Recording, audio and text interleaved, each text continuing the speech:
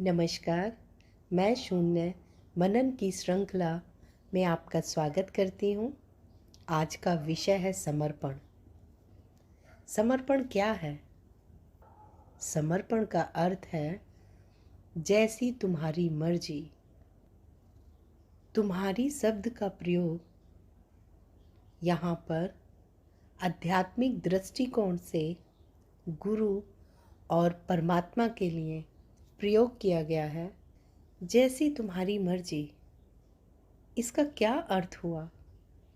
इसका अर्थ हुआ कि मैं अर्थात अहंकार और मेरा अर्थात मेरे विचार, मेरी भावनाएं, मेरा मान सम्मान, मेरी पद प्रतिष्ठा और मेरे कर्म, यहाँ तक कि कर्म के फल, सब कुछ परमात्मा पर छोड़ देना। मैं और मेरा पूरी तरह से महत्वहीन हो जाता है, मूल्यहीन हो जाता है और वह और उसकी मर्जी महत्वपूर्ण हो जाता है। इसी को पूर्ण समर्पण कहा जा सकता है। परंतु अब प्रश्न यह उठता है कि जब एक साधक इस तरह से समर्पण करता है कि मैं और मेरा मूल्यहीन हो जाता है, तो क्या उस साधक को वास्तव में समर्पण की आवश्यकता है? नहीं। जब किसी साधक में इस तरह की योग्यता है कि मैं और मेरा है ही नहीं, समर्पण करेगा कौन? तो वहाँ वास्तव में समर्पण की आवश्यकता ही नहीं है। तो समर्पण की आवश्यकता फिर किसे है? क्योंकि जहाँ पर मैं और मेरा मूल्यहीन है, इस तरह का समर्पण तो बस एक आत्मज्ञानी के द्वारा ही हो सकता है। तो फिर अज्ञानी कैसे समर्पण करे? अज्ञानी का फिर समर्पण क्या है? क्या अज्ञानी का समर्पण समर्पण नहीं है? क्योंकि पूर्ण समर्पण तो पूर्ण व्यक्ति ही कर सकता है और पूर्ण व्यक्ति तो एक आत्मज्ञानी ही हो सकता है। तो फिर अज्ञानी का समर्पण क्या है? कैसे करे? क्या अज्ञानी का समर्पण पूर्ण समर्पण नहीं है? क्योंकि अज्ञानी तो अगर समर्पण भी करता है तो सोच सोच कर करता है, मान्यताओं पर आधारित होता है उसका समर्पण।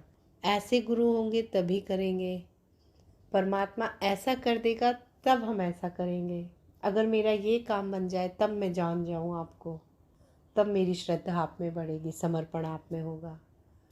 या अगर ये गुरु मेरे धर्म के हिसाब से हुए तब ही मैं समर्पण कर सकती हूँ। तो अज्ञानी तो समर्पण भी सोच सोच कर ही करेगा, उसका समर्पण भी आधा अधूरा ही होगा। क्योंकि आधे अधूरे व्यक्ति से ही आधा अधूरा समर्पण निकल सकता है। अधूरे व्यक्ति से कभी पूर्ण समर्पण निकल ही नहीं सकता। अज्ञानी का तो समर्पण भी ऐसा होता है कि अगर वो किसी ट्रेन में चढ़ा सर पे सामान लेके, तो उस सामान को सर से उतार के नीचे भी नहीं रखेगा। या मैं ट्रेन में जा रही हूँ, इतना ही काफ़ी है, अब मैं ये अलग से बोझा क्यों ट्रेन पे डालूं?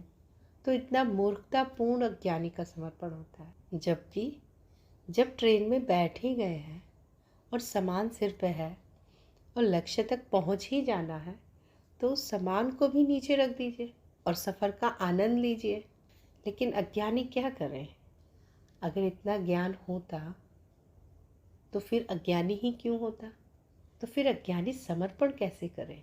अगर अज्ञानी सोचे कि पहले मैं अपने सारी अशुद्धियाँ हटा दूँ, घृणा, क्रोध, लोभ, मोह, ईर्ष्या, फिर मैं समर्पण करूं, तब तो बहुत मुश्किल हो जाएगा। और अगर ये सारी अशुद्धियां हट ही गई, तब फिर समर्पण की आवश्यकता ही नहीं रहेगी। तो ज्ञानी को समर्पण की आवश्यकता ही नहीं है और अज्ञानी अब करे क्या? तो अज्ञानी को चाहिए कि वो जैसा भी है, अगर उसके हृदय में गुरु और परमात्मा के प्रति थोड़ा सा भी भाव उठता है तो अपनी सारी अशुद्धियों के साथ परमात्मा के हाथों में छोड़ देना चाहिए। जब एक अज्ञानी व्यक्ति इतना भी समर्पण कर देता है तो गुरु और परमात्मा, क्योंकि वो तो पूर्ण है, तो उनका स्वीकार भाव भी पूर्ण ही होता है। इतनी सारी अशुद्धियों के बाद भी उनका हृदय साधक के स्वागत के लिए हमेशा खुला रहता है। तो जहाँ आप हैं या जिस भी अवस्था में या परिस्थिति में या अशुद्धियों के साथ आप हैं, आधा अधूरा जितना भी आपसे हो सकता है उतना ही परमात्मा पर समर्पित कर देना चाहिए और कर्म और परिणाम की चिंता किए बिना जो भी परिणाम हो उनको स्वीकार कर लेना चाहिए।